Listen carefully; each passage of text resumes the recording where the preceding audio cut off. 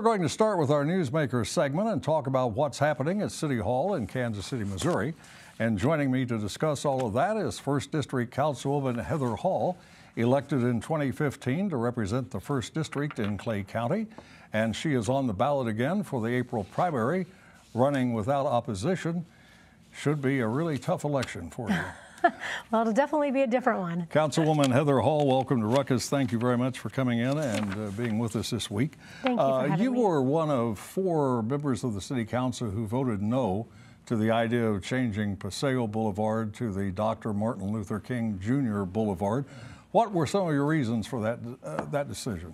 Well, there were a lot of reasons, but one of them I'll just tell you is the mayor had appointed a group to say, let's decide what this should look like. And their recommendation was 63rd Street.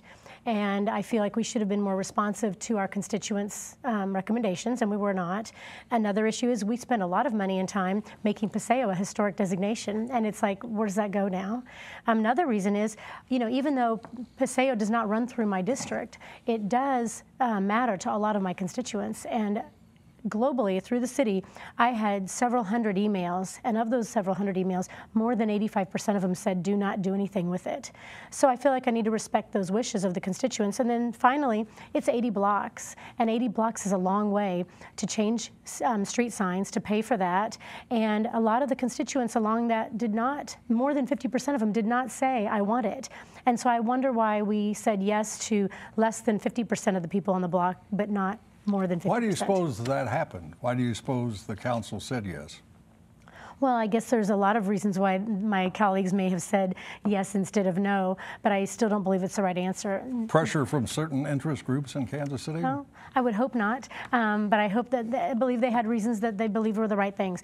I just believe we need to listen to I our wonder how folks. long it's going to take to make all the changes. Well, they say it's going to be $60,000 and we'll get it done soon.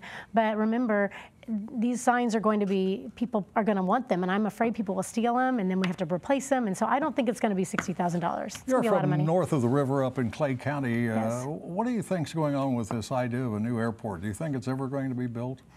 Well, you know, sometimes you say, when you vote one way, and you say, you know, you love to say, I told you so. Well, this is one of those situations where I don't want to say, I told you so. I voted against this airport in this situation because I didn't believe it could actually happen on time and on budget. And in fact, I actually wrote legislation, an ordinance that said, do not allow any general fund dollars to go to this project. And so there is an ordinance now on the table that says we're not supposed to do that. And I'm very fearful that those things will happen in convoluted ways, and I'm worried about that. I know you must hear a lot from your constituents. What do they ask you about? What do they talk about? They want to know why it's delayed and why it's taking so long, and they want to know why an airport that was $964 million turned into over $2 billion. Well, beyond the airport, what do they ask you about?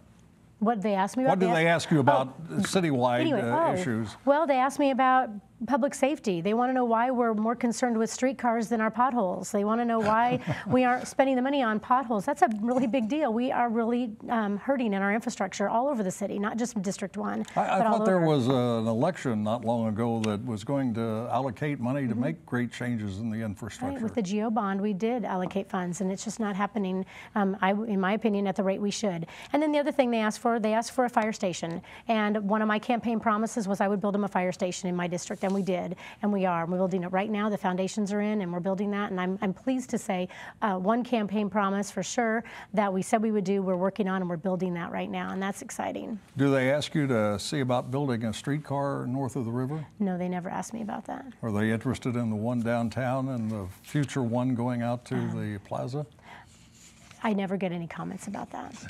Are you in favor of the streetcar development downtown, or do you think it's a waste of money and time and effort? I think it's a waste of taxpayer dollars. If somebody privately wants to do that and they want to fund it, go for it.